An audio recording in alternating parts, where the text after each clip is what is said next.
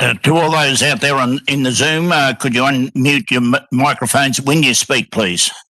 Have them off when you're not speaking.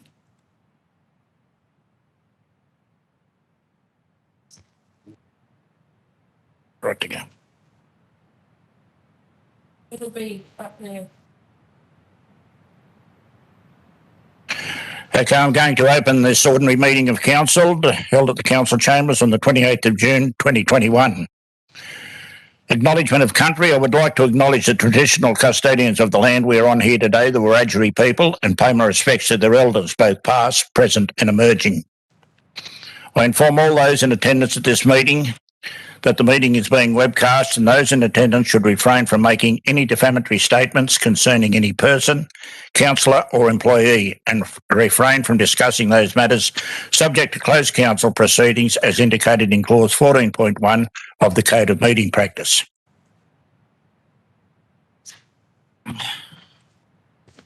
Present, I notice that there are some councillors missing. They're in the chamber today. Councillor Cassandra Coleman will be on Zoom and Councillor Darryl Goodwin will be on Zoom.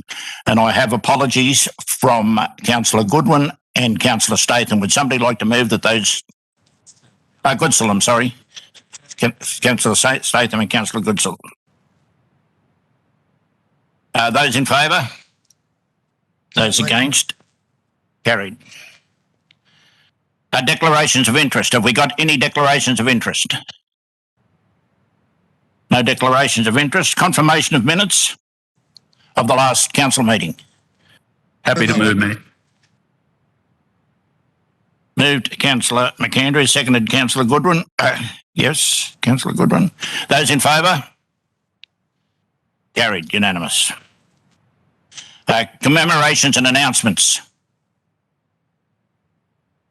Mayor, I think you should do the mayoral minute. Mayoral minute. Condolences for families after recent tragedy. This evening I am very saddened to acknowledge that two local ladies tragically lost their lives in a motor vehicle crash at Mount Lambie on Wednesday the 23rd of June 2021. As a Lithgow City Councillor Mayor, on behalf of the councillors, staff and community, I convey my condolences to the family and friends of these two ladies at this terrible, sad time. I've also forwarded written condolences to both families. We deeply appreciate the hard work of the first responders, VRA officers from the Chifley Police District, paramedics and Fire and Rescue New South Wales who attended the scene. I believe that every effort was made by all involved in what were very difficult circumstances. I ask the Council to honour and reflect on the passing of these women by standing and observing 1 minute silence.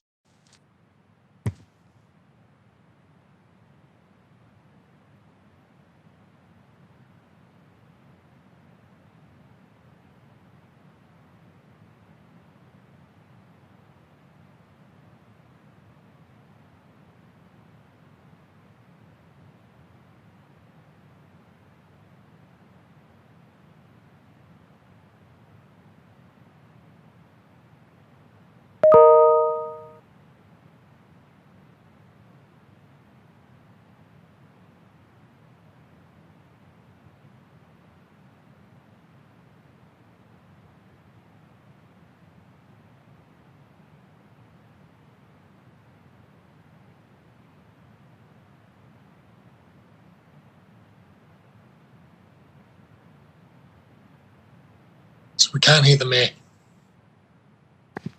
Sorry, I had the microphone off.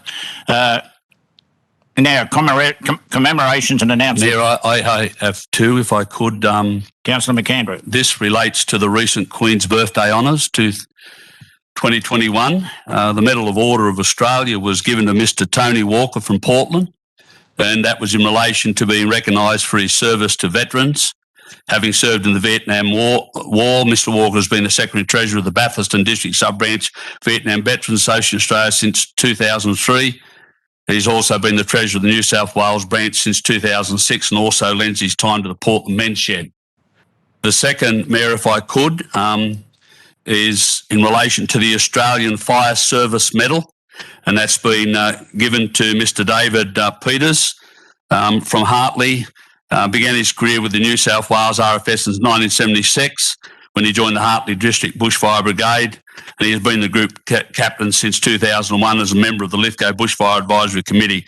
So I congratulate both of our residents, Mayor, for those two honours that have been well deserved.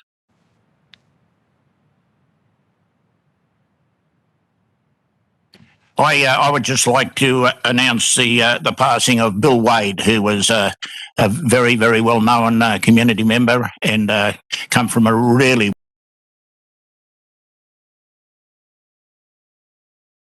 draft delivery program and operational plan, or the follow-up submission that I made in relation to the council officer's response. Photographs showing the huge potholes filled with water and the causeway that's fallen into disrepair have already been provided to you via email as part of tonight's business papers.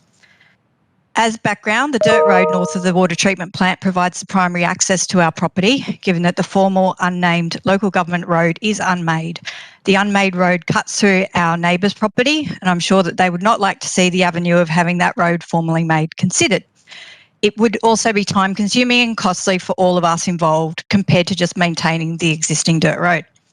The council officer's response to my submission to have the dirt road providing access to our land repaired was that, and I quote from the engagement report, Bells Road ceases to be public road north of the water treatment plant. No repair or upgrade of roads considered outside of council's responsibility can be commissioned.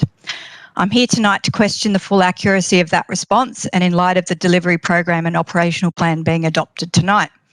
After doing further research today, including talking to Council's customer service officers, I can see that the 2017 Farmers Creek Master Plan identifies our neighbouring lot 81 DP 109 2723 as council land. It also identifies the southernmost causeway as requiring repair, stating that it has heritage and visitor value.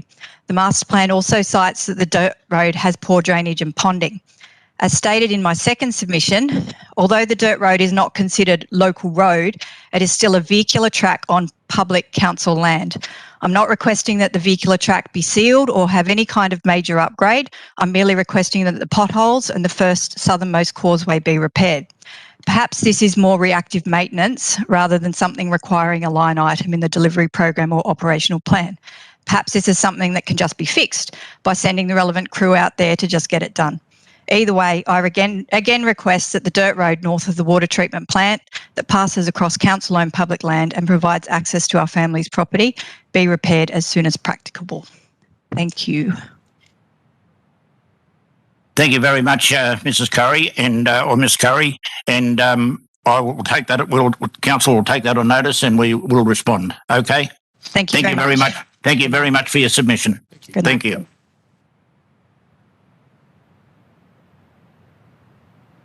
There's no more public forum, as I understand. Okay. The mayoral minute's been had, so we'll move on to staff reports. 9.1, economic development and environmental reports. Draft mountain bike trail strategy. Somebody like to move? Thank you, Mr. Mayor. I'd like to move something that's not quite the recommendation. I'm uncomfortable about moving something in principle when these major reports are still to come. So I'd just like to move that the council proceed to get the flora and fauna study for Hassans Wells Reserve and the two other reports there, and when they are available, that they then be presented to council. I'm happy to second that, Mayor Thompson.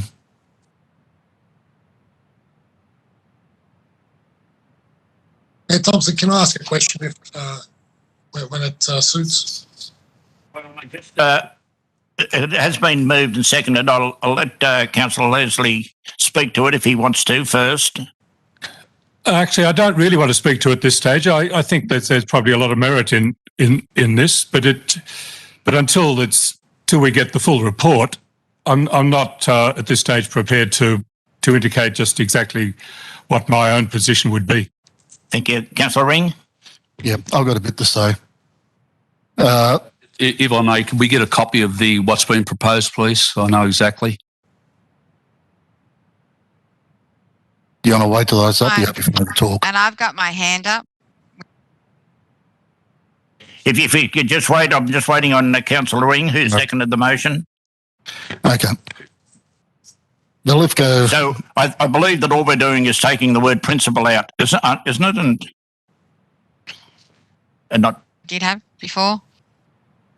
No. I'll just get Mr. Muir to read it out, Councillor McKendry. If I understand it correctly, Mr. Mayor, the motion would be that the draft Hassans Walls mountain bike trail strategy not be adopted at this time and will be further considered when those reports listed in those 3 dot points are carried out. Yeah. Okay. Answer that. Yeah. Okay, Councillor Ring. Mayor Thompson, the Lithgow Regional Economic Strategy identified 2 early stage priority actions which relate to this.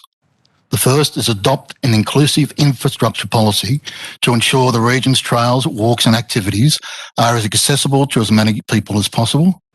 And the second is to develop an open spaces and recreation strategy encompassing areas such as landscaping, tree planting, cycling, parks and playgrounds, bushlands and walking trails.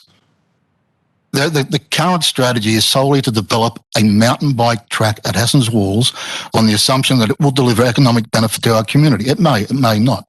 There is no proof in this report. What concerns me is that we already have a tourism segment that comes to Hassans Walls to look at our orchids, which are quite rare. There are a number of rare species on Hassans Walls.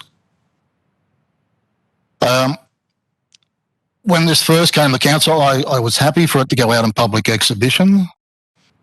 I'm not happy with the summary of the responses that were received. I'd like to have received copies of all the responses to see what the community actually thought, not someone's interpretation of them. And I stand by my comments at that meeting that this strategy should have been an LG-wide strategy regardless of tenure. Picking Hassans Walls is purely picking low-hanging fruit. It's nice and easy. Tick it off the box. It may provide us with economic benefit. Might. But I need to see some hard facts on that. And really, it's jumping the gun to do this plan when you haven't even done the preliminary assessments, which need to be done legally as part of a DA process. I will support later on seeking funding to do these reports. We've had 5 years since gazetting this report and we've done nothing. Yes, we're strapped for cash, but Hassans Walls is a valuable tourist asset. We shouldn't be looking at a quick buck, given that this company's also just signed contracts to develop boutique walking tracks for Oberon City Council. There are also a number of plans in Orange to establish mountain bike trails on Mount Canobolas. Apparently that's causing quite a stir out there. And what does also concern me, and this was raised in the Environment Advisory Committee, we had an extraordinary meeting, the staff weren't there. It was a very frank and open meeting. But in this report, the company basically writes that, or gives the impression that it's a given that they're going to get the contract. It's not a given. And the report from the Environment Committee makes it clear, and I made sure that they understood that we do have procurement policies which have to be adhered to. But the fact that a policy or a document went out with this sort of documentation in it, which implies that it's a given they'll do the work, I'm sorry, it's not. There are a lot of other issues I have with it, but until we actually have those baseline studies, we cannot proceed with it. We need to do those studies first, then reassess whether or not it is viable. Is it the best location? I can think of lots of other locations that aren't on council land that make great bloody bike tracks. Basically, that's all I got to say. Thank you. Thank you. Mr. Mayor, can I ask a question? Councillor Ring just stated just announced that there was an Environment Committee meeting. I'm unaware of that. Could I get a copy of that the report, if any, and the minutes of that, which is not in this council business paper? Yeah, I know, Mayor Thompson, that it was a meeting called to prepare a response to the Hassans Walls report. I do believe, in speaking with Mr. Muir, and he can clarify, that there is no provision in the terms of reference for extraordinary meetings. It was basically the committee members who were available, got together, sat down, nutted out the issues, and then it was prepared over a number of emails. Can I get a copy of the minutes of that meeting? There are no minutes. There is. Well, if there's no minutes, there's no meeting. It was a meeting purely to prepare a report. Well, that's fine, but then don't give it the imprimatur of being a formal council committee. Yeah, no, I take on board what Councillor Leslie said. If there's no minutes, there is no meeting. Yep. Okay, Councillor Goodwin. Councillor Goodwin? Yeah, I'm just trying to get off mute. Just a quick one. Over the years, have we not done flora and fauna studies at Hassans Walls? I'm sure that something would have been done up there over these years, a study of some sort. Can you just elaborate if any studies have been done up there? Mr. Muir. Thank you, Mr. Mayor. My recollection is the only flora and fauna work that has been ever done is in the vicinity of where the lookout platform is. That was done in accordance with that. There has been no wider flora and fauna work done. It was one of the key recommendations from the plan of management. It has been to council in the budget process previously, but unfortunately, because of the budget situation, it hasn't made through the final cut. We're hoping that this time we might have identified a funding source. Okay, Councillor McAndrew. Yeah, thank you. Look, I support what's been proposed by Councillor Leslie and seconded by Councillor Ring, and I do have a question in relation to it, but I do make the point on page 5, and it's noted right throughout the report, that we still really haven't come to a landing on the plan of management. And I would have thought that would have needed to be done before we looked at anything around and about what occurs in that area. The other question, and I do support the 3 dot points about the studies. I just want to understand though, the second dot point on page 6 talks about the recreational track audit of Hassans Walls Reserve. Will that take into account the mine subsidence areas? I couldn't pick that up. It's raised as an issue and accepted as an issue within the report. I just want to be sure that one of those dot points will pick up that issue. Can I get an answer on that, please? Mr. Muir. Thank you, Mr. Mayor.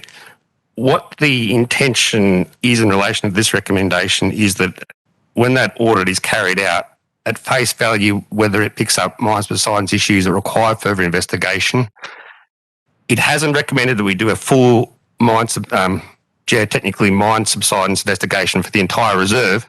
It will look at each track on a case-by-case basis, and if there's any obvious issues, such as an obvious one would be, if a track is in the vicinity of a cliff overhang, then clearly that would have to involve further work.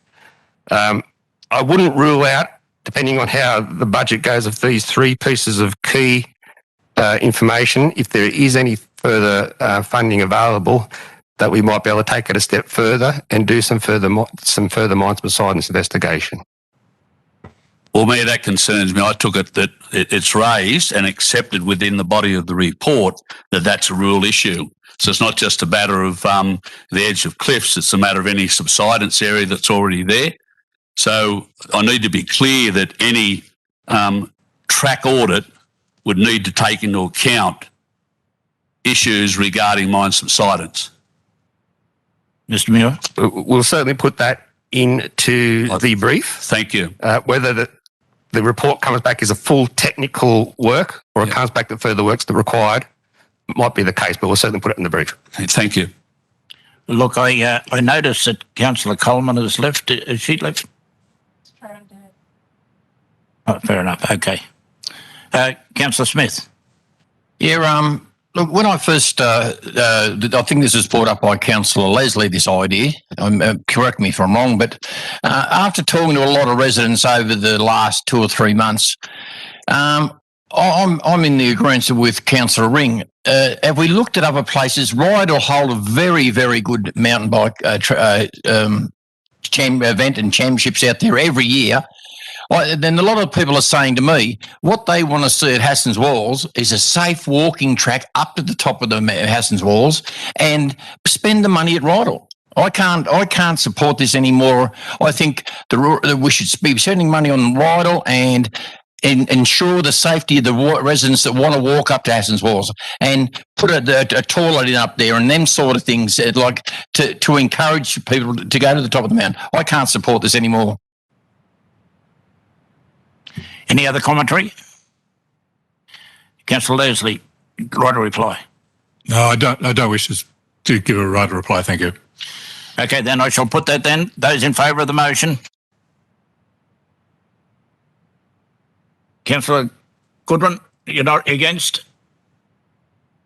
Okay. So I declare it carried. 1, 2, 3 to 1, 2, 3, 4 to 2 against.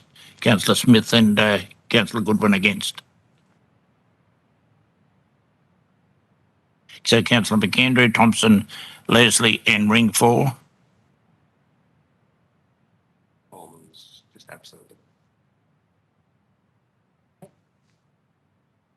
Okay, we move to 9.1.2. Happy to move, Mayor. Australian Caravan Club muster. Move Councillor McAndrew. Have I got a second to Councillor Smith? Yeah, I'll second.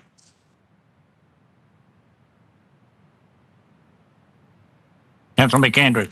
Now, I'm not going to say too much. The report's pretty self-explanatory, but just make the point that with certainly what we've seen with the activity at Lake Wallace, this is just a further example that Lithgow is starting to become an area where caravan operators and caravan users and the like are looking at our community to come and stay. I think that's a massive positive, and I certainly support the recommendation.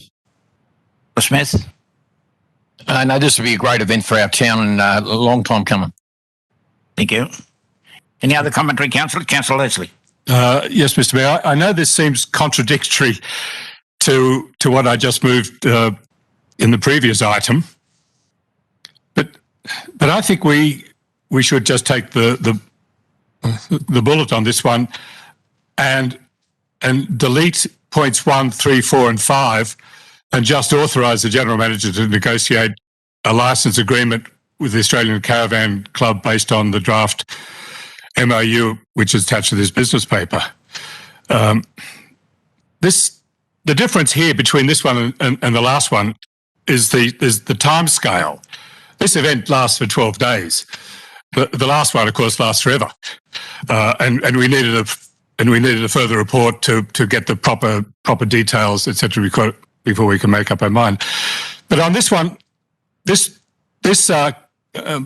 caravan moot, for whatever word, occurs every 7 years, and it's, in my mind, it's similar to the one we had about 4 years ago, the Genology festival we had at down in the hall down at the showground, which was a great success, and there were people came from all over the country to it, and it also goes around from state to state.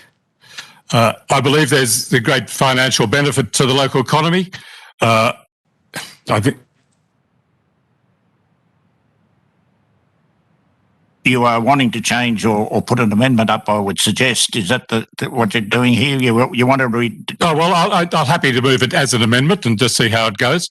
That we just authorise the General Manager to negotiate the licence agreement as written with point 2 there, and the rest be deleted. What is the? Yeah, look, I'm happy to delete in principle, In relation to number one, just we agree to host the Australian Caravan Clubs, but all the rest I haven't got a problem with, to be quite honest. I think it's needed anyway.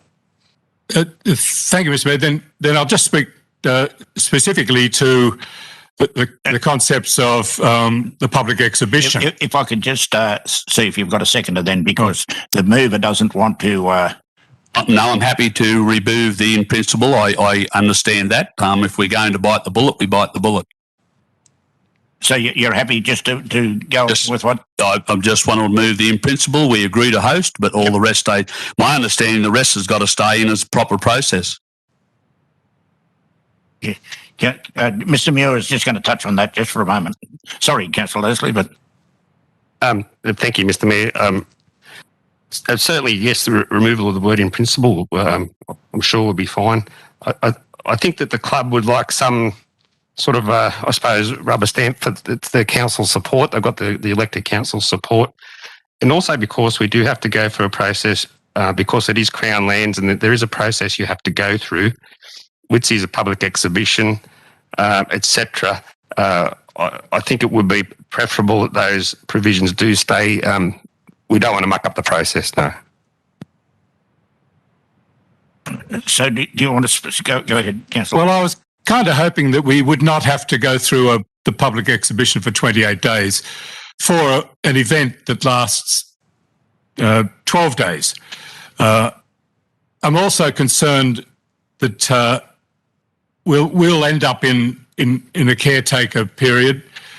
The event itself occurs in October. Well, okay. In that case,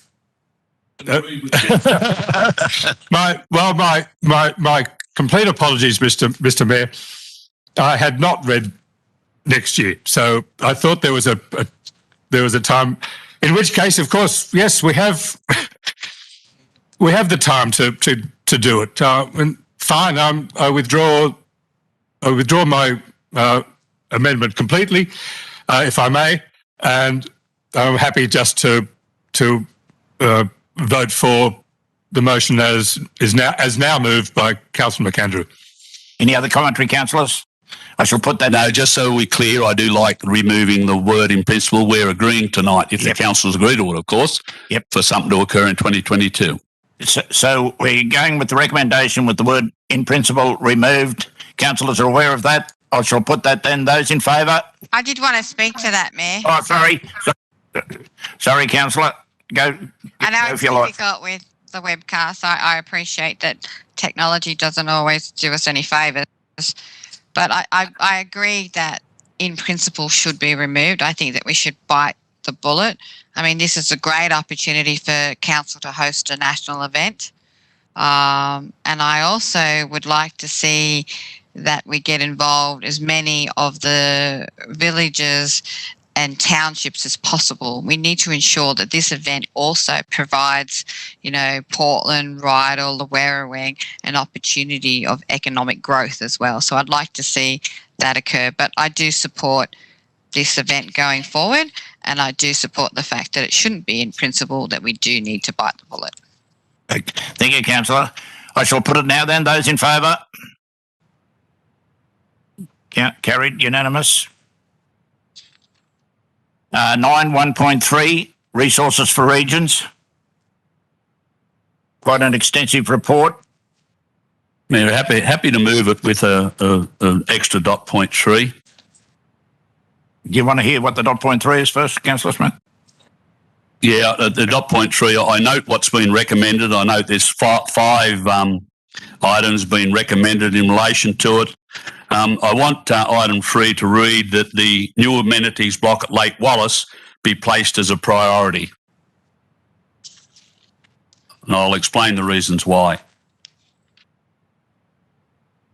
Okay, Councillor McAndrew. Yeah, Mayor, look, I support and I congratulate the staff for putting together a list. I know it's never easy when there's a lot of, there was 17, I think, in total, and we're looking at recommending 5 tonight. Well, that's the total of the grant that we're entitled to would pick that up. But I still think that Well, let me step back a moment. If I understand, I stand to be corrected. We looked at a plan of management for Lake Wallace going back now, close to 2 years. I know there's been a change in ownership, but we still have the lease, and I expect that the conversation with the new owners should proceed, based on what I understand, should proceed along pretty well. So, and I've always been of the view that that's the gem at Lake Wallace. It's been successful despite us. It's been successful in its own way. More and more people are visiting there, coming to, and I wouldn't mind betting that it's triggered probably one of the reasons that we just dealt with that previous item, that it's triggered all the, and I've said often on wiki camps, which caravanners look at often, Lake Wallace is primarily on it all the time. So I think, and we've got the opportunity to, in time, and I've been open and upfront with this, that starting to charge a small fee there to assist council in the upkeep and the maintenance of that site. And I think it's something that'll bode well, but it is certainly short a new amenities block at Lake Wallace. Even the crowd now that we're getting, sometimes at different long weekends and holiday periods, there's sometimes 100 vans there, 100 vans. So it's been really successful, and I think we need to continue to move on that side. Councillor Smith. The question I want to ask is, when they say the Main Street revitalisation, are we talking the repairs of the pavers only? What does that mean? I need clarification on that. I think all the councillors do. I'm not into spending $2 million on beautifying the main street when we need things done with infrastructure in the main street. We need to get clarification on, is this money going to be spent to repair the pavers? Mr Mayor. Thank you, Mr Mayor. And I might also see if Mr Edgecombe is in the background there, if I don't get it 100% correct.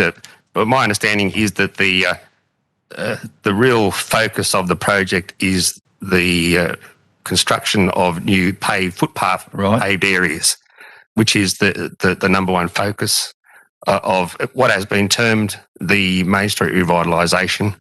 But I'll just see if Mr Edgecombe's there and see if you can add anything in addition to that. Before you go to Mr Edgecombe, I'll ask the General Manager also, because I've spoken to the General Manager about the wording of revitalisation. Yes. To me, I haven't got a problem spending money on the footpaths because they're unsafe. That's right. But revitalisation, and I think the General Manager can throw some light on that as well. Mr General Manager. Yes, certainly, Mr Mayor, and thanks for that. Yeah, we've certainly heard loud and clear from this elected council, but also from the community, but that the absolute priority in Main Street is to provide a safe footway. The pavers aren't working, they're dangerous, and they need to be repaired. So absolutely, as I understand, and I'll throw to Jonathan, the dominant thrust of this proposal is the redoing of those foot surfaces. Jonathan? Yep. Thank you very much, Craig, and thank you, Mr Mayor. Both Andrew and the Mayor and Craig are correct. The absolute priority for us is to resolve the slip resistance or lack thereof of the pavers, and that would be through replacement. We've presented the Operations Committee and thereby Council with a number of options in the past, and some sort of concrete replacement is the preferred solution at this time, but there would be consultation regarding the methodology moving forward.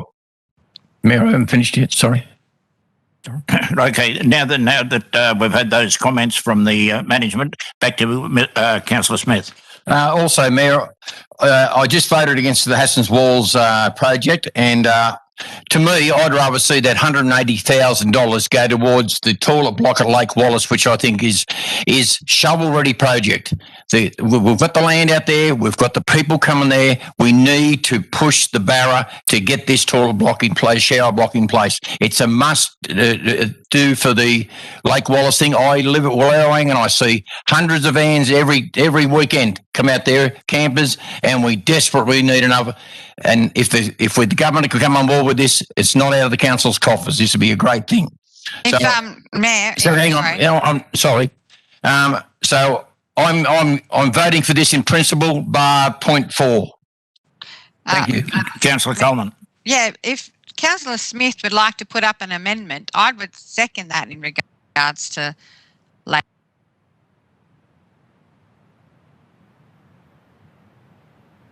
We've lost you, Councillor Coleman. If while we're trying to get Councillor Coleman back, if I could just ask Councillor McAndrew, in making this a priority, do you want that to put that in the top 5, Councillor McAndrew? Sorry, For future funding. I've accepted the 5. I see. I understand what Councillor Smith is saying as well, but we've just adopted the made a decision to draft mountain bike trail strategy, and I understand what will flow from that. We need to pay for that report, which is the cost of 180. I do understand coming from, but we sort of, I understand, correct me if I'm wrong, we can't remove that now. No, I just wanted to get that clarified. That's all, Councillor McAndrew. Mayor Thompson, could that be put up on the screen, the wording for that additional point, please? I think all it was that the new amenities at Lake Wallace become a priority. That's further funding priority. Further funding priority. Yeah, number 1. Doesn't sit behind the other set. What's left of the 17. So it goes from 5 to 6, virtually. Yes. Okay. We need to change the recommendation. The recommendation says that the power be given to the mayor, which is in the top 7 rank. Lake Wallace was in the top 8. Page 14 and 47. Yeah. We need to get Lake Wallace in the top 7. Number 6. Yeah, at least. Yes, As number 6. Yes, at least. Yes, that was my intention. Bearing in mind the funding doesn't allow for it now, but I'm saying it's a priority in all the rest of the 17. Yep.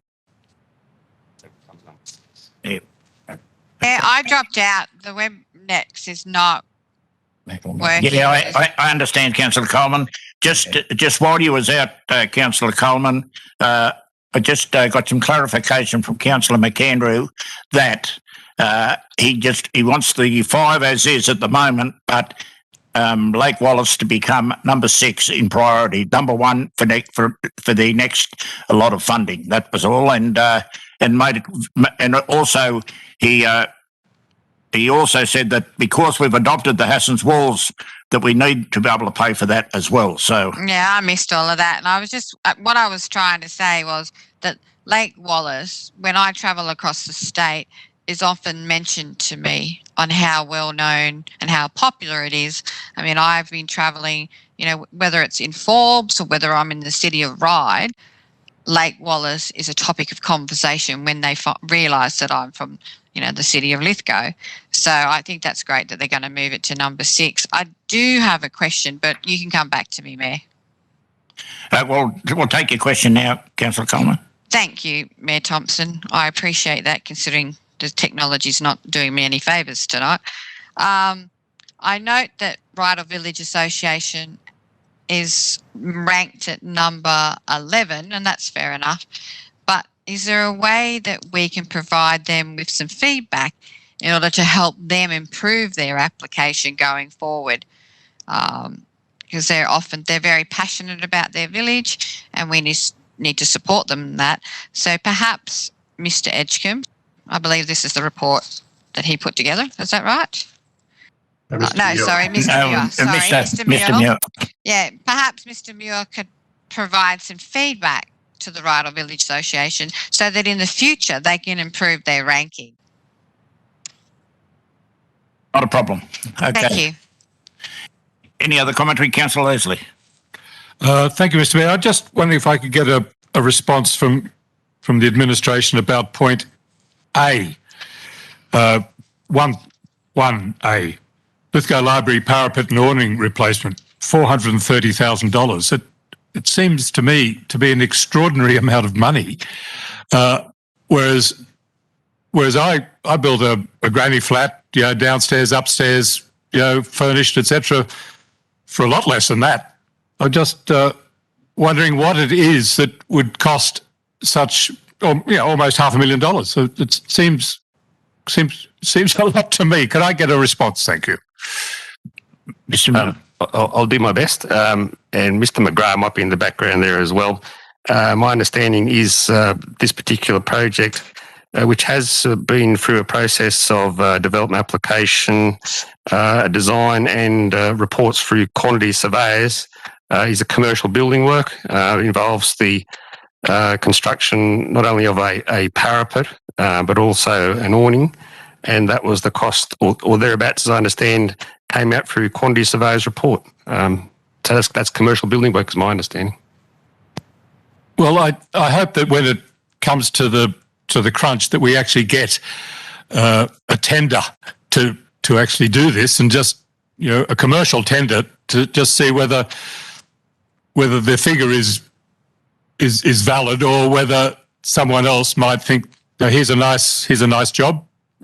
No, I fully agree, Councillor Leslie. In fact, I wonder sometimes at prices. I look at $800,000 for an amenity block at Lake Wallace, and to me that seems beyond belief as well. But I'm not a quantum surveyor, and I don't profess to be. But all I know is that when somebody sees $430,000 to build an awning, they're not going to ask for anything less. Mayor, can I ask a question? Mr. Mayor, just to respond on behalf of the administration, it's reasonable at this point in the process that project would also have a reasonable contingency in it to cater. We've got a quantity survey, but you would still factor a contingency in there. But ultimately, we will procure the works by way of a competitive tender, and that'll come back to the council. But it is a little bit complex also, and particularly when you're operating above a public footway. So there's hoardings and road closures and cranes and welding and all sorts of things. But it'll come back to the council. But it's probably slightly inflated at the moment because of that contingency. Mayor Thompson, if I could speak. Look, I'm happy with the clarification from Councillor McAndrew. I would not support spending $800,000 at Lake Wallace at this point in time. We have a plan of management. It's not formally adopted. I believe we still have to formally finish it, and that's because of the lease arrangements with the new owners. Under the current lease, which has been transferred over, we can be evicted with a month's notice. That needs to be sorted. We need to have a significant tenure on this land before we invest that amount of money. Whether or not it's $800,000 or $500,000, we need to have security of tender. I'd also like to know what it's going to cost to operate, because I'd hate to see this council invest something significant and it becomes a white elephant. If we're going to make money or offset some cost, I'd like to see how we're going to do that. But at this stage, I'm happy for it to sit there. Those reports, no doubt, will come forward in the future. And I'm happy for the funding to go towards the reports for Hassans Walls. They're way overdue. Councillor McAndrew, right to reply? I've just got a question for the General Manager. In regards to the awning, Mayor, is that not an insurance job? Is it covered under insurance, and why not? Mr. McGrath? Mr. McGrath. Yeah, sure. Thanks, Mr. Mayor. No, unfortunately, it was due to a structural defect that was discovered by one of our staff, and upon further investigation, we found that there was a problem with how the building had been constructed in the first place, way back when it was repurposed as a library. So, no, we weren't able to claim against our policies for that. It wasn't due to damage by weather or anything like that. It was a failure. Thanks, Mr. McGrath. Right to reply, Councillor. Yeah, Mayor, just a few comments in relation to those matters raised. I agree entirely with yourself and Councillor Leslie. It concerns me when I see some of these costings, but it is what it is. But I do expect that anything that we tender for or buy or ask for tenders for, that we'd be watching it very, very closely. just coming back to the comments by Councillor Ring, I understand his concern, but it even concerns me more. We have a major sewer pumping station on that site. There's no way in the world that we can lose that. Forget about all the other facilities on the site at Lake Wallace. We have a major sewer pumping station. So surely there's something in that old lease somewhere that protects our rights in relation to that. We just can't be stopped using that or have it shut down. So I just make that point. It's a bit off the mark in relation to tonight, but it was raised by another council and something we need to look at. But I endorse the report, Mayor, with the extra third point. Thank you. Okay, I shall put that then. Those in favour? Okay, carried unanimous except for Councillor Coleman. I cannot see at the moment. Yes, Mayor, I voted in favour. Right, thank you. I can't have my video on. It just won't work with my video on, so I'm just going to have to talk to you. Okay, thank you. We move to planning agreement. Happy to move. Happy to second. Moved Councillor Ring, seconded. Moved Councillor Smith, seconded Councillor Ring. Councillor Smith. This will be a very good development for the town of Lithgow. It's been a long time coming. There's been a long, arduous, drawn-out process, and it's great to see this going to go ahead. Councillor Ring. No, Councillor Smith said all that needed to be said. Any commentary, councillors? I shall put that then. Those in favour? Carried. We move to 1.5, 1.5. Mayor, I move referral. I move the recommendation, not happily, but I don't think I have any other choice. And I do want to, if I can get a second. Have your second. Who seconded? Councillor Smith. Councillor McAndrew? Yes, Mayor. Councillors will recall that this matter goes all the way back to 2014.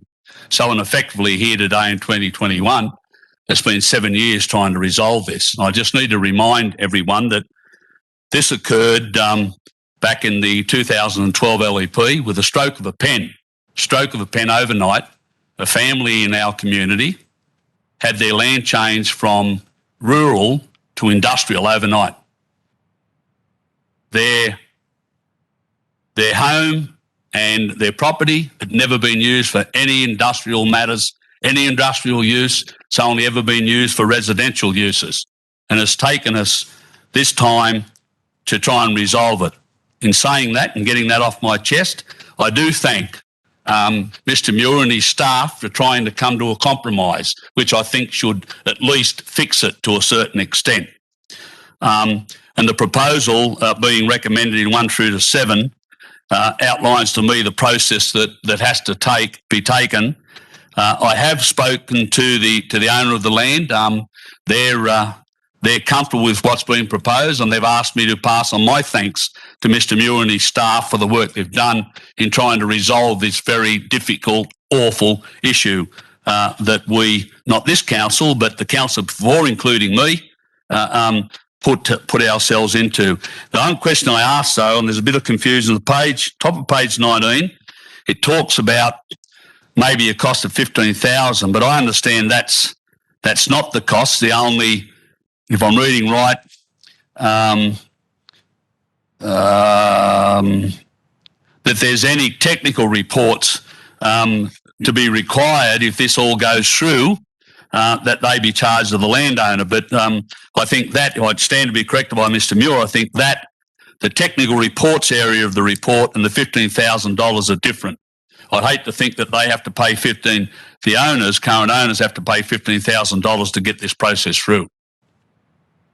Thanks, Councillor McAndrew and Councillor Smith. I agree totally with Councillor McAndrew. This has been a long, drawn-out situation. I'd just like to get Mr. Muir's thoughts on those fees as they're in black and white. I'd like to see what he has to say to the council about it. Mr. Muir?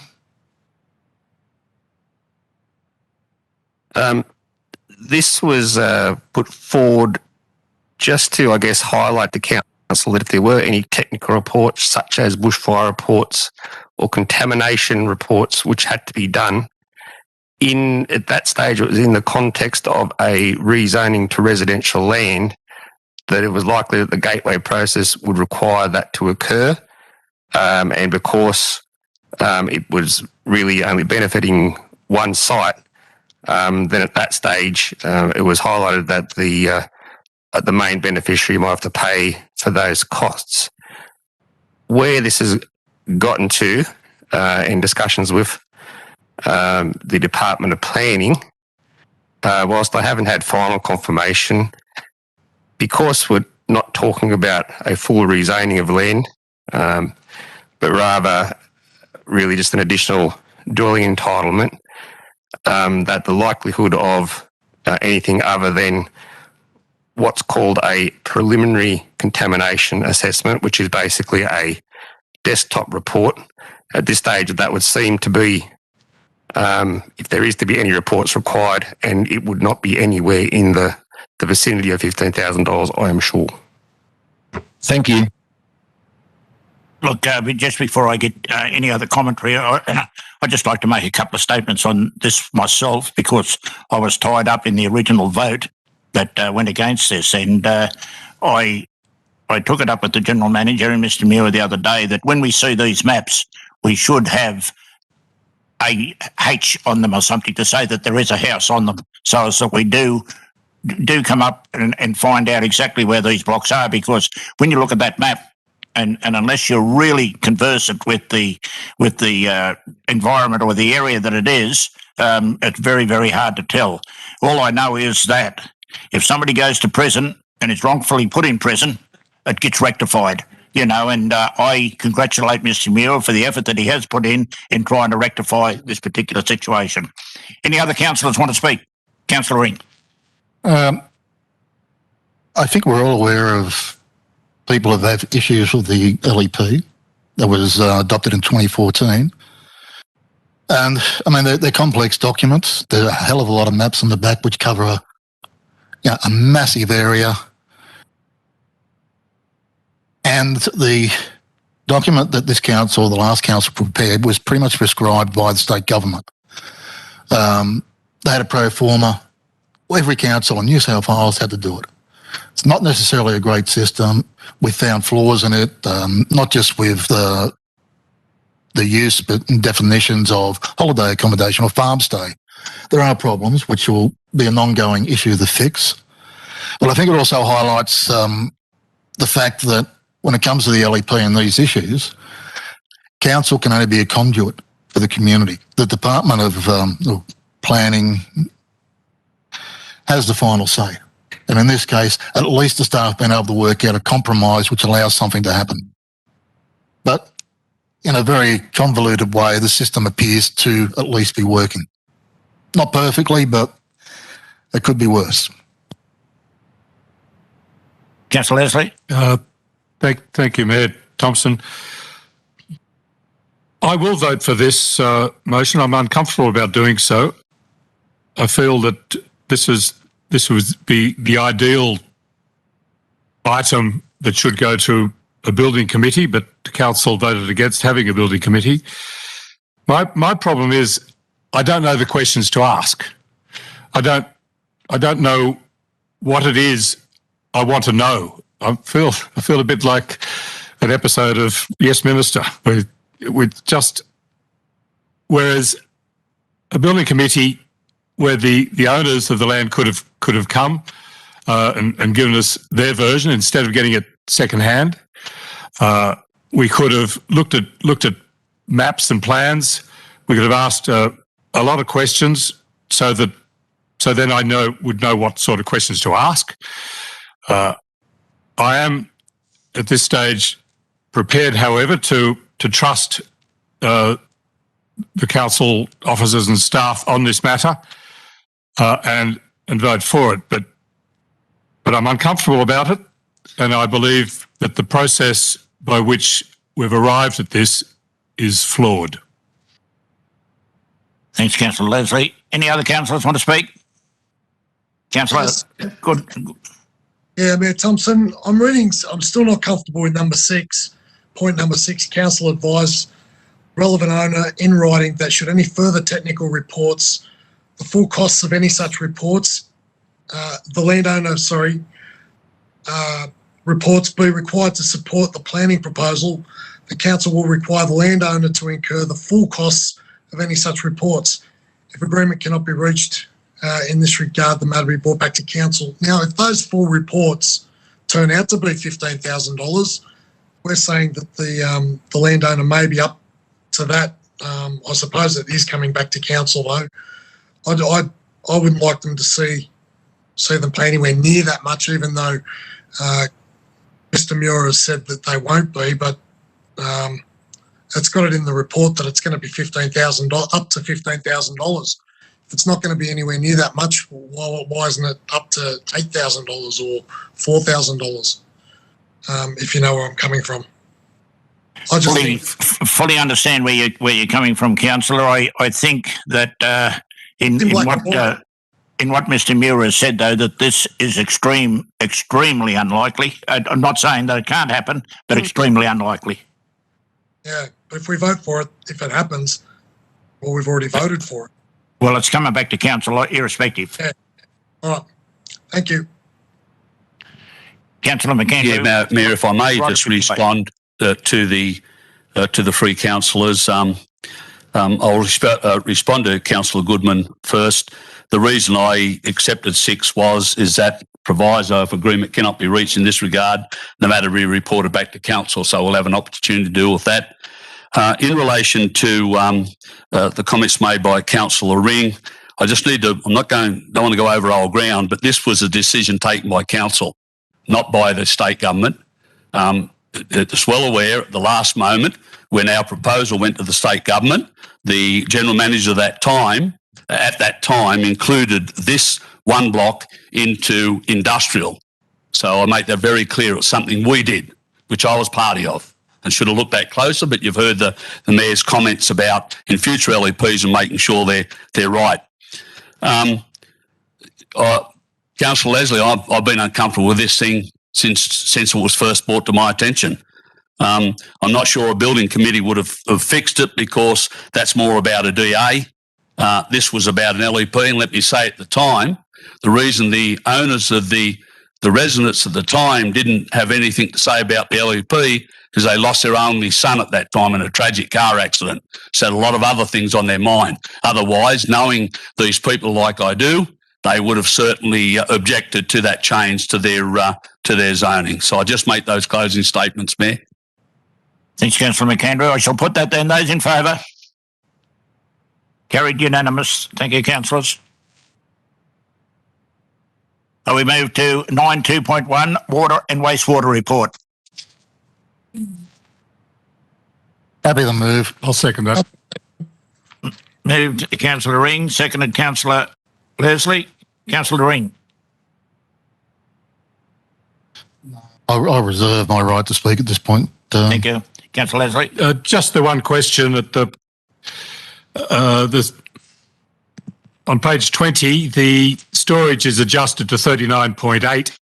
At the bottom of the page, it says level 2 restrictions on the FRWS are now in effect if the adjusted storage rises above 40%, which is 0.2%.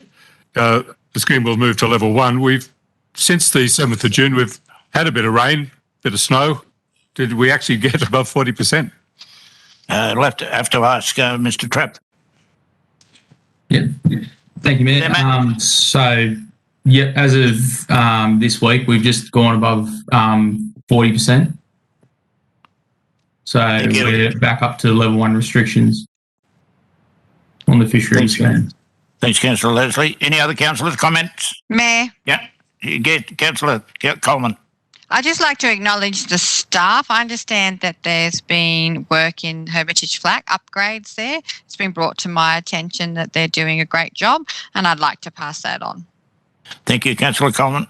Sorry, Mr. Mayor, just to follow up to that, it's now on level 1. Does it drop back if we drop that 0.2%, or is there a margin there? It has to now get down to say 35% or something, because it seems you don't want to be in a position where it's just oscillating between two levels. Did you get that, Mr. Trapp? Yes, I did. No, it will still be used as a trigger point to go between level 1 and level 2. It doesn't really affect us too much operationally going between the two. It's only really for the higher level or the higher usage customers, like your raw water customers. But if it does go below that, then we'll drop back. The likelihood is these are the restriction levels are done using the storage as well as the forecast. Councillor Smith.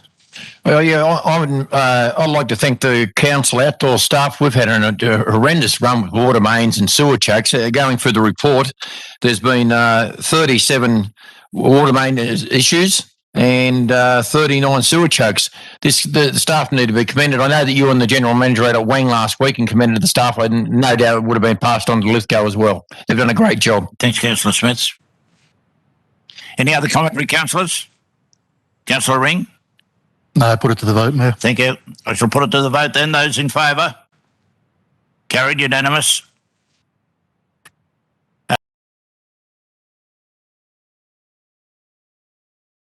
The council's capital program, but it will be done through the resources for regions allocation, and that's actually quite important. We have those words. Yeah, I'm happy with that.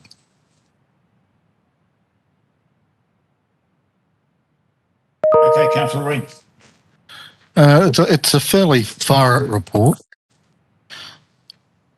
and I particularly appreciate the report we received on how many people interacted with council on the operational plan and the manner with which council has responded to issues raised by individuals and groups. It's a difficult budget. Council's had a lot of hits over the last couple of years and even this year. COVID continues to impact on us, floods. Speaking with Rachel Nicol at the Business Chamber, she was saying that it's been estimated that the cost of the fires, floods, COVID is in excess of around $12 million in lost domestic product for the Lithgow area. So it has hurt us, and it's had the impact of putting significant additional costs onto council on our operations. I believe the budget is fair. It helps to move us into a more secure position. And yeah, basically that's it at the moment.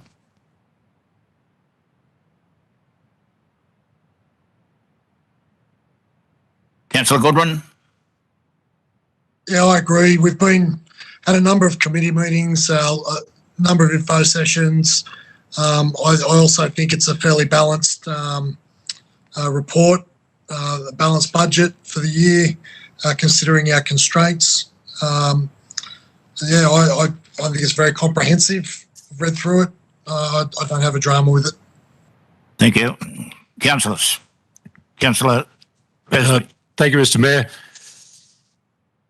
I've been talking about the culture of Lithgow Council for a while now, and this report is a classic example.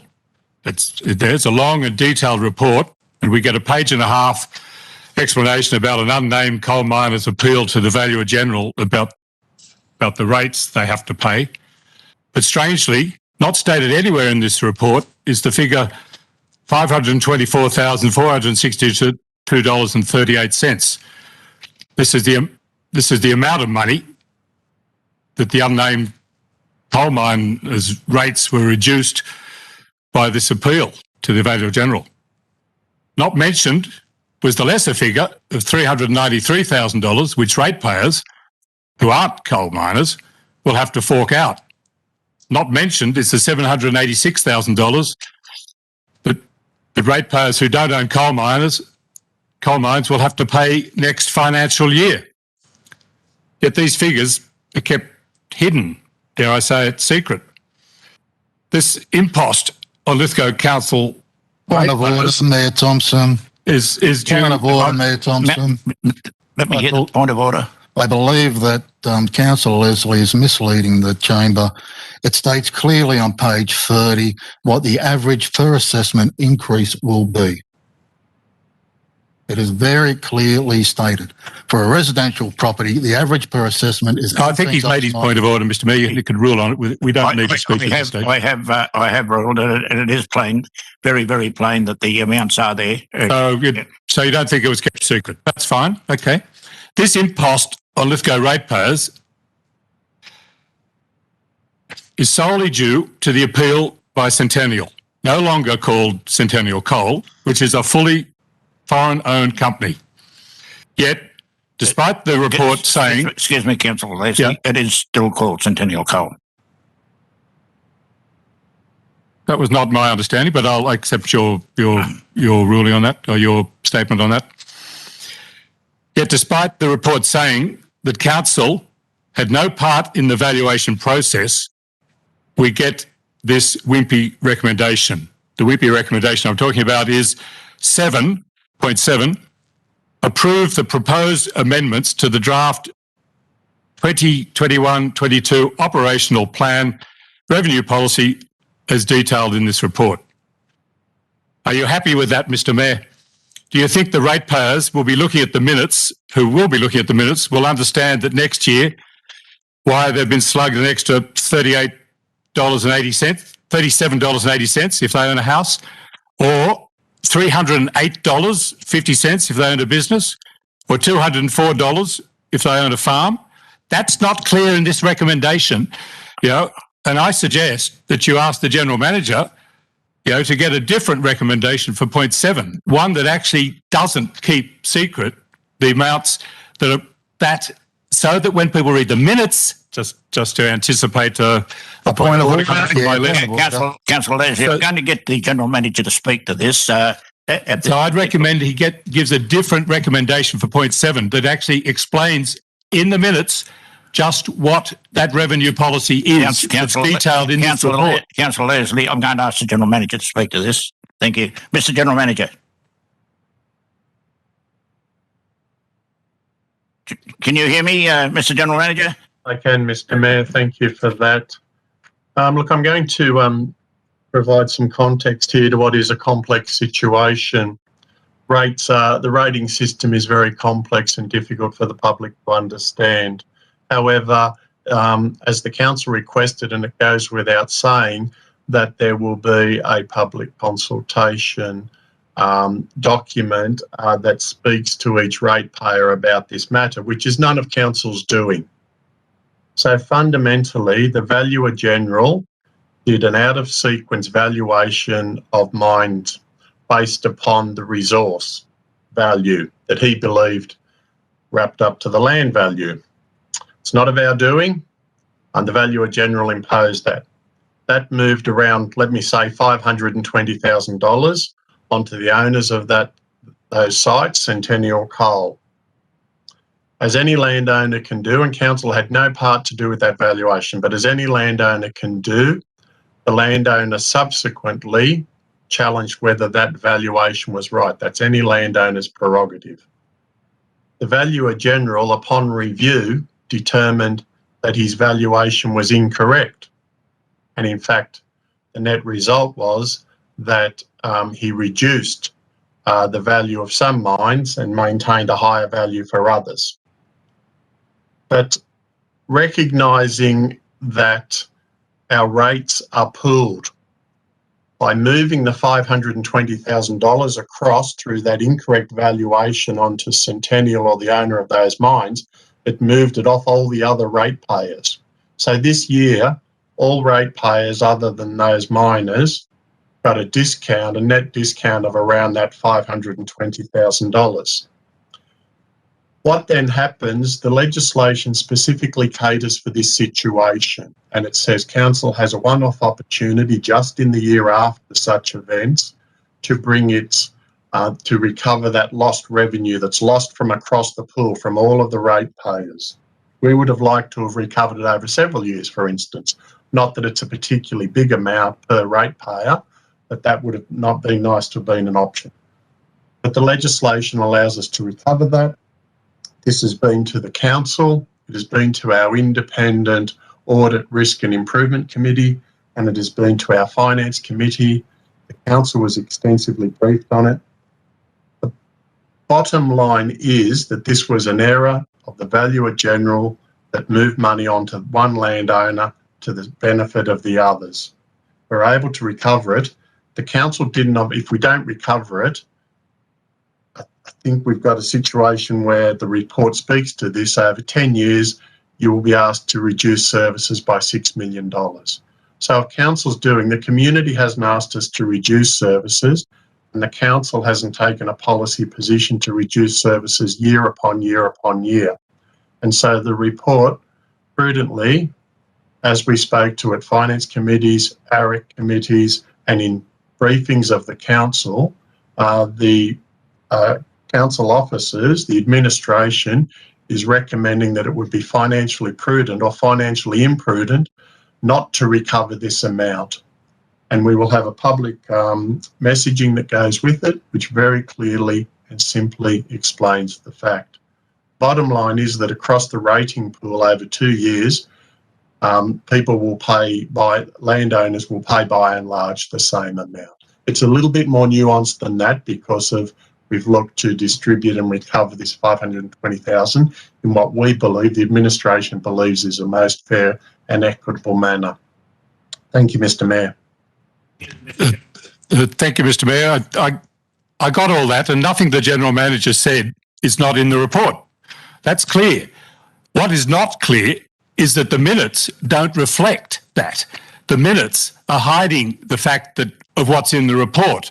So I have an amendment if the General Manager clearly wasn't going to supply different wording. So I'll move an amendment, which is that following that point 7 be as written, and then with the words followed by, including A, that owing to the successful appeal to the Valuer General by a fully foreign-owned coal mine, which resulted in a loss of $524,462.38 in rates income, that the loss be reallocated amongst the various rating categories in the manner recommended by Lithgow Council's Finance Committee, being, and then you insert the table, which is at the top of page 30. And then B, that the Finance Committee's recommendation that the rates lost in the financial year 2021 also be recovered in the 21-22 financial year. Now, and that's my amendment, and that therefore puts the exact.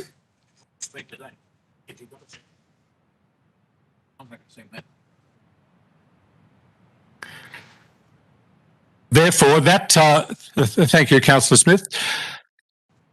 That therefore puts it very clearly in the public domain just why the ratepayers of Lithgow City Council will be paying a lot of extra money next year, and then for every subsequent year after that, half the amount of money they would be paying next year. It puts it's out. It makes it an open statement. It stops it being hidden, and it shows that Lithgow Council is not the body that's raising the rates on the ratepayers. It's come as a direct consequence of Centennial Coal's appeal to the Valuer General, and as a direct consequence of the Valuer General's decision in favour of Centennial Coal. We need to start treating the people of Lithgow openly and honestly, so that when decisions are made that are unfortunate, where decisions are made that do affect them, that they are fully informed of the actions that have taken. And I will point out that although we're told that this matter has been, debated fully by the administration, the Finance Committee that recommended this had only 2 councillors, yourself and Councillor Ring, and the ARIC Committee only had 1 voting member from Lithgow on that, and that was Councillor Ring. So the decision to determine the categories is not one that was widely determined by the elected councillors of this. It was one that was made by a very small group, and that needs to be drawn out. It was never brought to a council meeting. It was never brought to a position where councillors could ask, and it was never in a proper way brought to the citizens of Lithgow. In fact, my amendment that we got a full report on this was defeated. Thank you, Councillor Coleman. You're the only one who supported me on that matter. It needed to have been. We needed to get a proper report, and it's a shame that it wasn't. But that's the culture of Lithgow Council. We just don't get the proper reports on these matters. We just don't get the people of Lithgow being treated openly and honestly.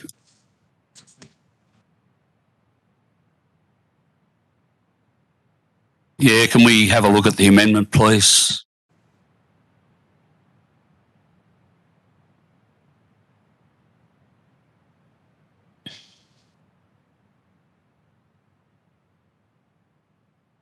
Can I ask while we're waiting, how many voting members are on the ARIC committee? How many voting council members are on the ARIC committee?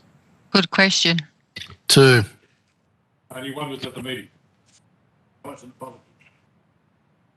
But all matters are dealt with in these chambers. That's right. No committee. That's right. All a committee can do is make recommendations. All matters like this and all others are dealt with in these chambers at a full, proper, constituted council meeting. That's right. While we're just waiting for that to come up, Councillor Goodwin, on most committees there is only two council members. After we've had a further report that you voted against. Sadly, a lot of time that's against what you think. Councillors, we won't have any. We all do.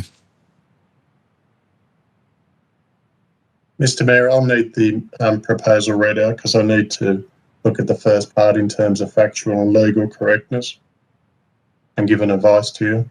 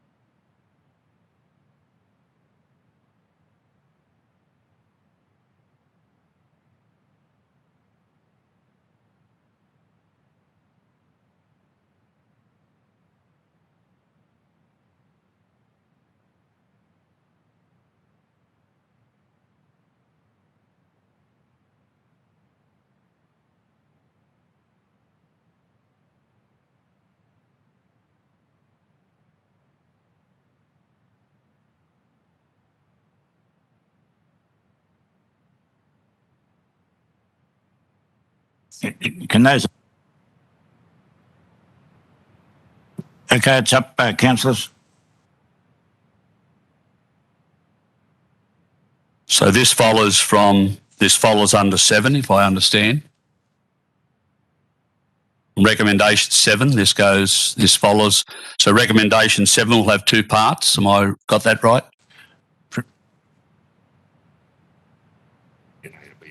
It's an A and a B after, yes. So you may have to read that out. We can't read it here online. I can't see it. Councillor Goodwin, I can't see anything. It'll have to be read out. But That's better. that owing to the successful, Okay. that owing to the success, you got it, have you? Yeah, we got it.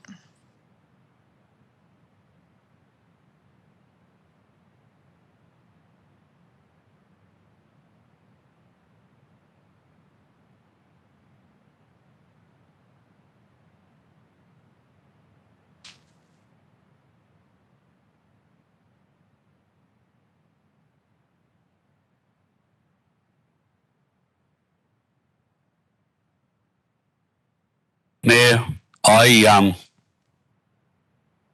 be happy to support it on the basis, though, I see that it's talking about inserting the table, but I want not only the table but the 12 points in relation to a summary of the coal mine revaluation issues. We're sending this out, then our residents need to know exactly what the process has been and what's created it. So it's fine to put that A and B and put what the assessment in the table at the top of page 30, but I'll only agree to this amendment on the basis of the 12 points. We also included whether it goes in 7 or is included somewhere in the paper. Well, no, sorry, it needs to be included right beside the including inserting the table. It's got to be with the table. I'd support that. I'd be happy to amend my motion to amendment to include that. On that basis, Mayor, I'm happy I'm happy to support it. I do have a question though, however, if I could. Go to page 32 of the report under H, subheading H. The proposed amendments to the RU1 primary production and RU2 rural landscape zones be considered in the development of the Rural Matters Housekeeping LEP. The question I ask, though, will that matter specifically come back for council's determination? I'm just concerned about adopting something that I'm not sure what the outcome will be. Mr. Muir. Mr. Mayor, we're trying desperately to get our report to the council meeting in July in relation to this matter. So the answer will be yes.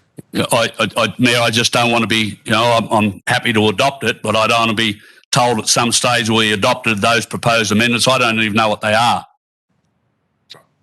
Okay, so is Mr. Muir saying those amendments will come back to a full meeting of council? Yeah. Correct. This is only meant to be a response to a submission, but not meant thank to you. That's take all. any substantive action.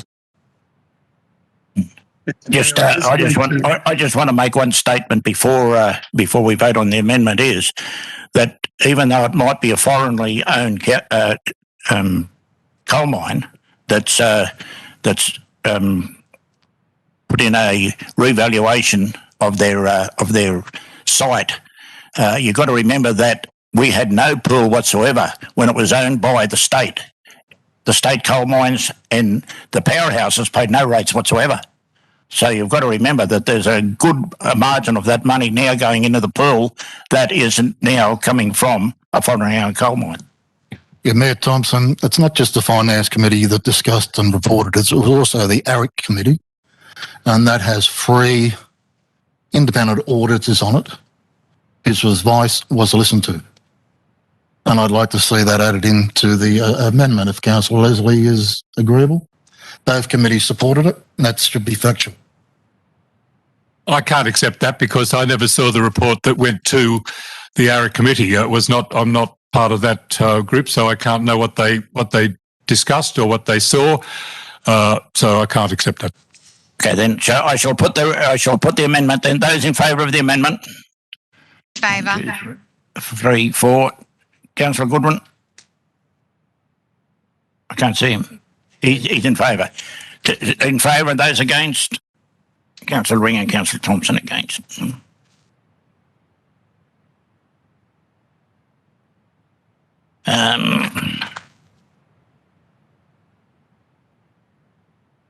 The amendment now becomes a motion. Is there any other discussion on the motion? I shall put Councillor Ring. Right to reply. Look, I do not believe there's a problem with the culture of this council. I believe this council has improved significantly in the 5 years. There is a problem with some councillors who cannot accept that they don't win everything they put up. That's unfortunate. Or want to make exaggerations to get their point across. Look, it is a difficult budget. And one of the things that we did consider in the ARIC, which hasn't been raised here, and although it's not palatable, in the next term of council, there'll have to be consideration given again to a special rate variation. If this amount of money was knocked back, council would not be likely to get an increase in revenue moving forward. That would have significant long-term effect. I discussed this matter at the chamber meeting a couple of months ago, about 5 weeks ago. I basically laid it on the line. There's about 30 business people there, and there wasn't any great opposition to it. It's either we share the burden across the community or we cut services in excess of $500,000. Already getting hammered for not doing enough on work on roads, water, sewerage, other issues. Cut $500,000. I don't know how we do that. Do we cut the pool? Do we sell it? Do we close the sporting fields? This is a difficult budget, and the impost on individual ratepayers is not significant. It is a small amount moving forward. It is far better than not getting things done in this community. I believe the staff should be commended for pulling this budget together. I did have people talk to me about it. No one was prepared to cut services. It's critical that we are financially stable moving forward. We are a business. We're a not-for-profit business, but we still have to run along business lines and deliver a number of core services, not just roads, water and sewage, but a number of social issues which are now expected and demanded by the community. We need to be in a financially viable position to do that moving forward. Thank you.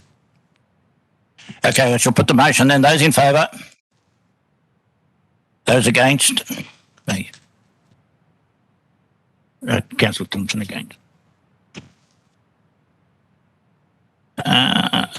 We move to Local Government Amendment Act. Happy to move, Mayor. Moved by Councillor McAndrew. Could I have a seconder, please? I would like to move something else.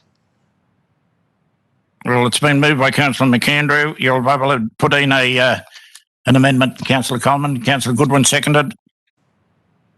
So, Councillor McAndrew. Issue of superannuation. Seconder? Okay, thank you.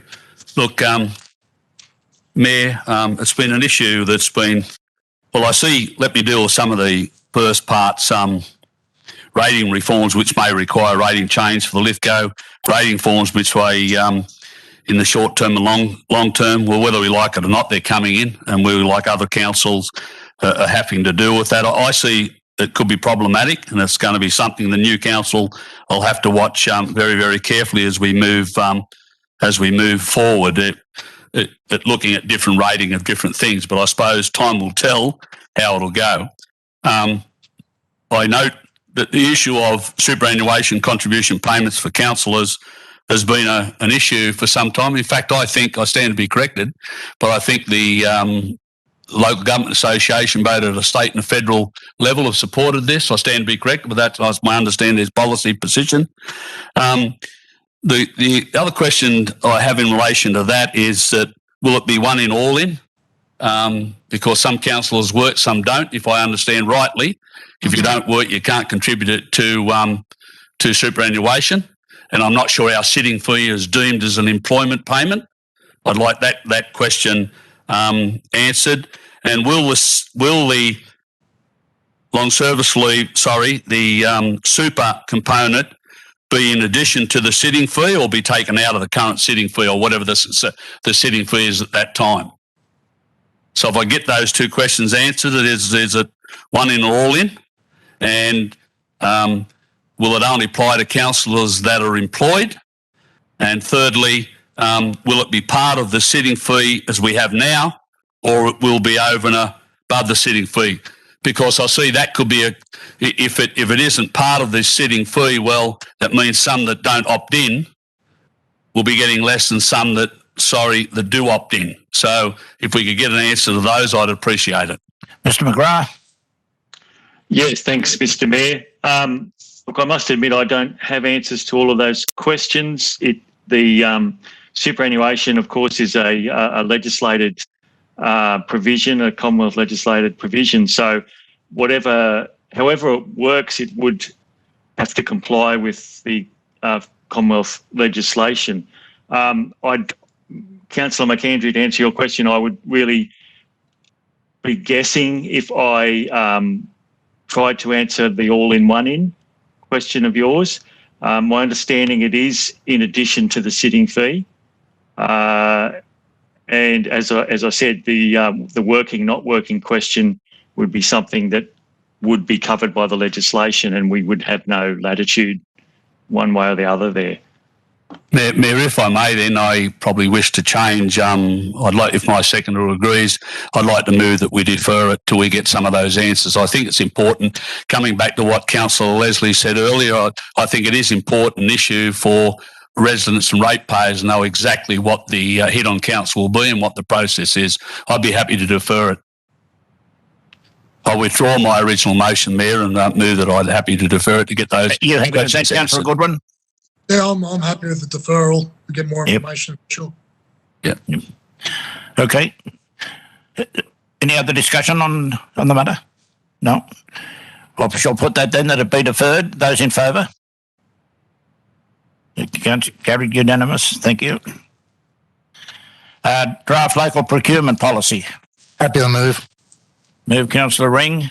Happy to second. This was actually one of my original motions. Second, Councillor Coleman. Righto. Councillor Ring. The staff have come up with an extremely good document. Provides fair support to local companies while ensuring... But I don't want to cost you, but I need to be clear on the recommendations talking about whether we do or not, if I understand from the mover and seconder, as we do. Yeah, I'm in support of doing. Yes, I didn't want to cut across you, Councillor Ring, but we need... I'm sorry, I wasn't listening then. I was just listening to Mr. Muir because he was saying that we need to determine whether... It needs to go out to 28 days, my understanding. Sorry, I should have gone to the bottom of this.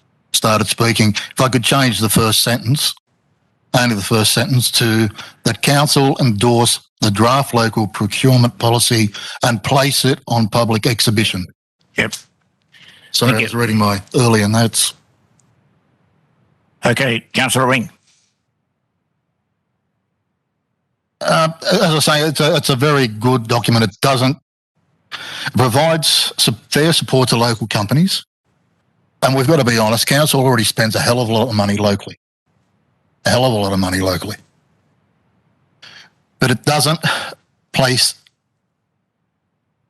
an excessive financial impact on council's bottom line by supporting our local businesses. And also, the report is very mindful of ICAC procurement, regardless of what people may think. There are a lot of ICAC documents in relation to corruption, particularly with procurement, gifts given to people. There's been a number of councils that have fallen foul of this over the years. What we've got is a very good document that protects council. And I was glad to see that the staff accepted my recommendation of 12 months so that we don't get someone set up a business here for 3 months and all of a sudden they're putting in a tender. I think that having someone here for 12 months and being a legitimate business is to the community's benefit. So we're not being hit by fly-by people. And that's where I could see corruption coming in. Someone's aware of something coming. They talk, their mates set up a business. Next thing, they're tendering. I believe the document is a credit to the staff and I fully endorse it and I believe the community will support it. Councillor Coleman. Thanks, Mayor Thompson. Look, I agree that the policy needs to go out to be placed on public expedition for 28 days, but it still needs to come back to council. So I would like... It's got to come back to council. So my understanding of the recommendation that Councillor Ring has put forward is that we endorse the draft local procurement policy to be placed on public exhibition and then it comes back for 28 days for further consideration. Is that correct? Yep, that's correct. I'm asking these questions because from here, it's really difficult to take part of the debate.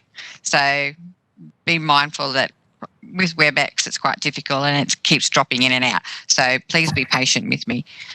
Fully understand. Fully understand. It's really important that we provide a local procurement policy. We need to encourage local businesses to have an opportunity to tender. And I would encourage everybody in the public sphere to have their say once it goes out for 28 days. It's really important. Thanks, Mayor. Yeah, thank you. Any other commentary, councillors? Yeah, just briefly, Mayor, I support the recommendation, and I note the recommendation. The only words where remove is determine whether or not. So it will be now that council endorsed. Look, I support it. I always have. I know we've got to make sure that from a legal point of view, it's clear and concise that we're doing the right thing. But hundreds of other councillors have got these. And a lot of those are regional councils and rural councils, where it even means more, in my view, to make sure that we're, giving a fair go to our own providers, contractors, and the like. So I support it. Thank you. Any other commentary, councillors? I shall put that then. Those in favour? Thank you. Carried unanimous. Aye.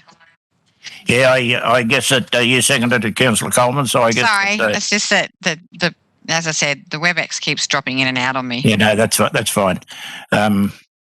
Sport and recreation facility. Happy to move. Principles. Happy to second. Moved to Councillor Smith, seconded Councillor Ring. Councillor Smith. I've read the policy on what Mr. Edgecombe's put on paper. I'd like Mr. Edgecombe to explain to the viewing audience what this is all about, if we could. Mr. Edgecombe. He's not there, is he? No, I'm here. Thank you, Mayor Thompson. So this policy is basically in response to council's commitment to continuous improvement. We deliver a lot of services to the community, and one of the most important ones, in my view, is for our community, given its dedication to sport, is our sporting and recreation infrastructure. At the moment, we don't have any guiding principles to facilitate how we deliver those to the community and why, and a consistent approach as such. So this policy really guides not just myself but other staff throughout council as to how to apply for grants, how to deliver infrastructure, and the like. It really puts community consultation as a forefront consideration through the Sports Advisory Committee or similar. It prioritises the upgrade and develop the delivery of multi-use facilities over single use so that we can broaden the benefits for our community. It ensures that we highlight the importance of user pay schemes to ensure that our ability to maintain this infrastructure continues. And it really encourages council to put forward a regional approach to infrastructure delivery, so that we're delivering what our community needs on a regional basis, not just at a micro sort of community level. So it touches on a lot of different points, and it does really address a gap, in my view, in terms of how we operate and deliver assets to the community. Well said. Yeah. Councillor Smith. That's very good. Thank you, Mr. Edgecombe. One thing you did touch on there, Mr. Edgecombe, was, and I've seen that all the councillors would have got an email, and it went out to a public notification that the council has taken the initiative to teach people how to apply for grants. I think it's a great initiative, and the council should be commended for it. Thank you. Councillor Ring? No, it's a good report. Any other commentary, councillors? I shall put that then. Those in favour?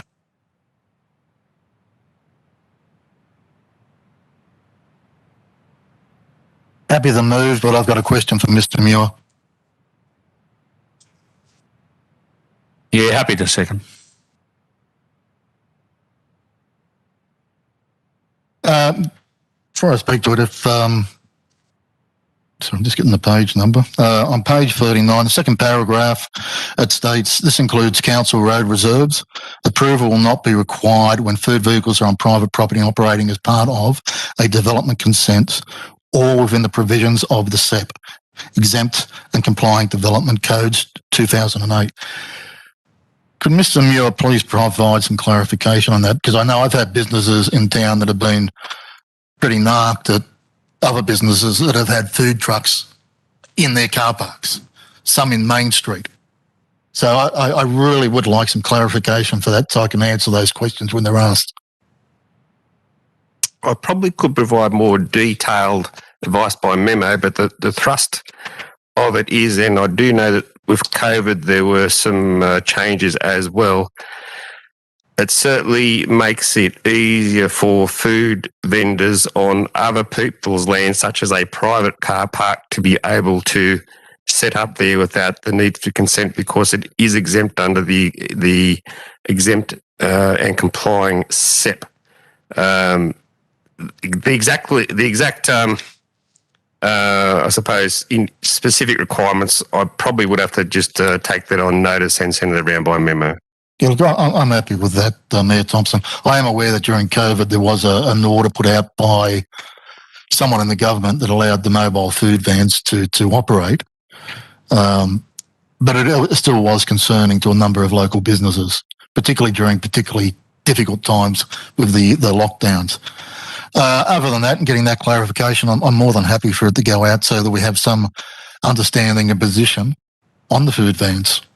It'll provide clarity for a number of our local businesses, and they'll have the opportunity to comment on it. Thank you. Yeah, Mayor, I think a lot of the questions have been answered. So if I'm clear, approval will be required on any council-owned land or land under management of council. This includes council road reserves. So somebody with a van selling vegetables on the side of the road, if it's our road, they need approval from us. If it's a RMS road, then that's out of our hands.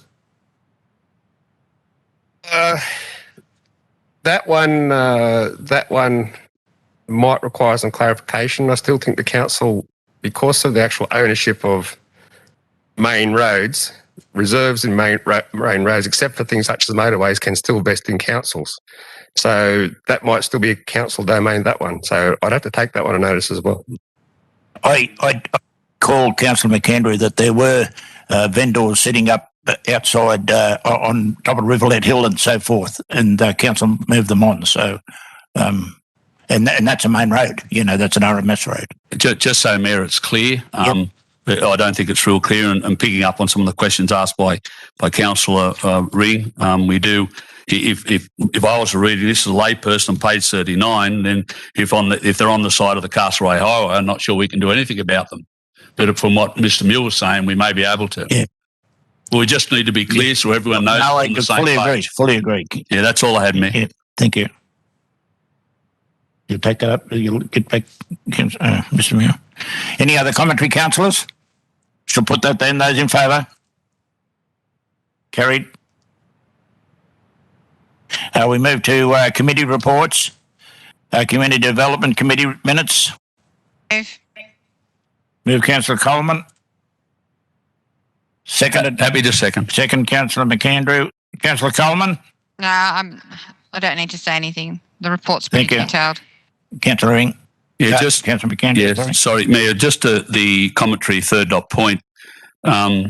Once again, I see these words: streamlining, improving the Australia Day award nomination process for 2022. I take it that will come back to council. That just won't be made by this committee. Yeah. Well, it hasn't even come back to the committee, Councillor McAndrew. That's still in discussion stage anyway. Yeah, I just want to make sure that something like that covers all of our local government area comes back to council for determination. Of course, which it always does. Any other commentary, councillors? Only to reiterate what Councillor McAndrew said, I totally agree. And any final decision on the Australia Day Awards has to come back to council. Thank you. Okay, shall put that then. Those in favour? Carried unanimous. Thank you. Crime Prevention Committee minutes. Happy to move. Second. Move Councillor Coleman. Second, Councillor Goodwin. Councillor Coleman. No, I don't need to speak to this either, Mayor. Councillor Goodwin. We're tracking very well in crime in our Chifley area command. So I think the report speaks for itself.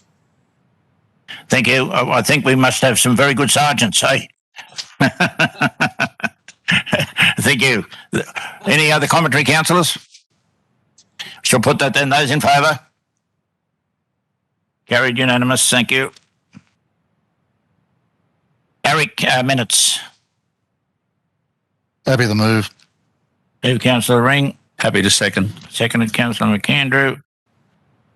Councillor Ring. It's a fairly comprehensive report. The one point that I'd like to bring to attention of councillors is we had staff from the Auditor General's office Zoom into the meeting, And it was made clear to us that the Auditor General has determined that RFS assets, their trucks, their buildings, are deemed to be owned by council and need to be shown on our balance sheet. This will significantly increase the value of our asset depreciation. It'll have an adverse impact on our bottom line. Basically, that's the issue. I imagine come the next local government conference, this will be an issue because it impacts on every council. And this is just another example of cost shifting by the government. And we should not have to wear it.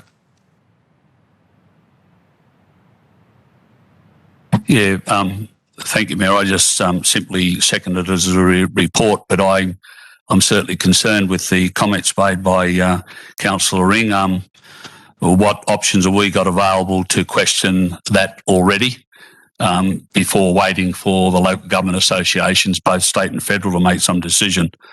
We are in like a lot of other regional councils, doing it pretty tough as far as finance is concerned. We can't afford any more financial constraints being put on us. So what's the process? So I suppose the general manager is the person to answer that. Yes, Mr. Mayor, in some ways it is what it is because it's an accounting interpretation from the government. But certainly local government, and particularly rural and regional government, is on song that it represents a cost shift and a burden. So we'll continue to advocate against that. But in the meanwhile, we would need to respect that and account for these assets in our books. Mr. Derwent may like to add something. Thank you, Mr. General Manager, Mr. Mayor. So when we actually do physically do our statements, we don't include the Red Fleet or buildings which were purchased after 2007. And if you notice on the statements, there is a statement made by the Auditor General saying that it's immaterial difference, and the approximate value of the depreciation is about $230,000 that we're not including in our statements when we have a total depreciation bill of $12.3 million. Thank you. Yes, it's funny how some of the fleet are in some councils' books and they're not on others. So, yeah.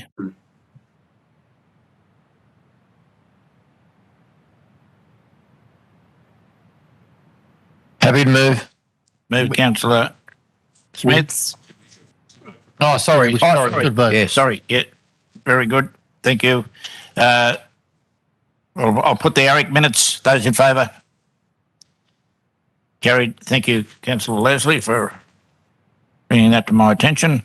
Operations Committee minutes. Move, Councillor Smith. In a second. I'd like to add a point 5, if I may, Mayor. Yep.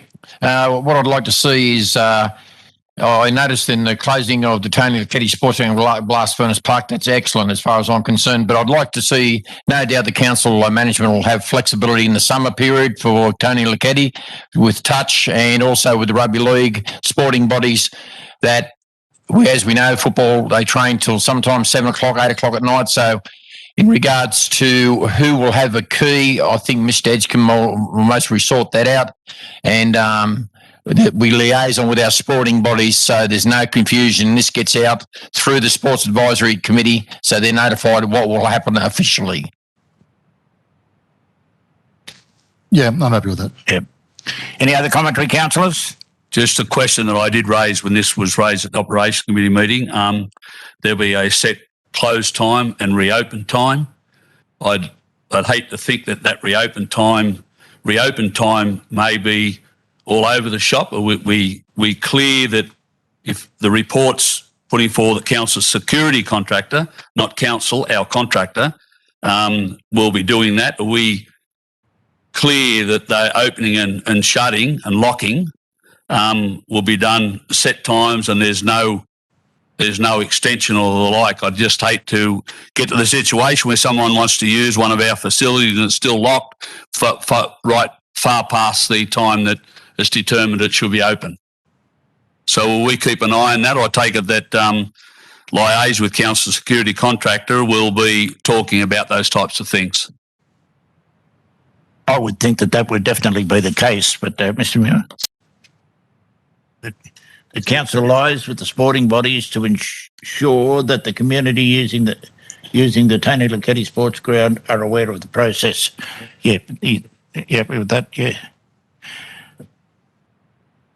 Well, look, we'll get some clarification on what you've just said, Councillor McAndrew. And Mr. Edcombe, are you aware of what Councillor McAndrew just asked? Yes, I am. Yes, Mr. Mayor. Okay. I can confirm that we would be, that once we set specific closure times, similar to what we'll be doing with the new cleaning service, we will be periodically auditing to make sure that we are complying with the guidelines that we set and the closure times that have been endorsed. Thank you. Any other commentary, councillors? Yeah, may I ask you one more question? Well, you've got the right to reply. Yeah, I just want that flexibility for the sporting bodies, and I want that to be known. Yep. You know, because as I stated earlier, sporting bodies go out till 8 o'clock. Well, I know it's going back a long, long time, but the sporting bodies always turn the lights off, so I suppose they can also shut the gates. Yeah. Okay, so no other commentary. I shall put that then, councillors. Those in favour? Thank you. Carried, unanimous. We move to Sports Advisory Committee minutes. Happy to move it. Councillor Smith. 2 seconds. Second, Councillor Goodwin. Councillor Smith. No, the report's pretty self-explanatory. On the same. Once again, I would just like to congratulate our sporting community for the way that they run the under-15 girls hockey. Absolutely amazing, the amount of people that come to the town and how well that was run. In fact, it was run that well that we look like it in the Masters, so very good. Okay, I shall put that then. Those in favour of the minutes? Carried, unanimous. We move to business of great urgency. I have one, Mayor. I don't know if you'll deem it a matter of great urgency. We moved a resolution to speak to the committee running the Wang basketball stadium. I'd like to see this as a matter of urgency for us, that we get this resolved before the council changes the councillors. I think it's we need to look into this. We also need to have a look at their books as the running organisation, and I think we need to get it done in the next 6 to 8 weeks. Yeah. Look, I don't deem it as a matter of great urgency, but we certainly will do it. Whose portfolio is that? It's myself and Mr. Edgecombe. I understand that that hasn't been able to be set up yet, but no, we'll certainly take that on board. Well, as soon as possible, Mr. Muir, please. Sorry, Mr. Mayor, just on that, we have reached out to the WISA and sent emails requesting that they work with us to set a mutually convenient time to meet. So the correspondence has gone out and we're doing our best to prioritise it. Okay, thanks very much. Okay, there being no other business of great urgency, I declare the meeting closed, and thank you very much. And thank you for those that had to do it a little bit hard, Councillor Coleman and Councillor Goodwin. Thank you for participating. Yeah, let's hope we don't have to do this again. It was difficult. Thank you. Bye. Bye.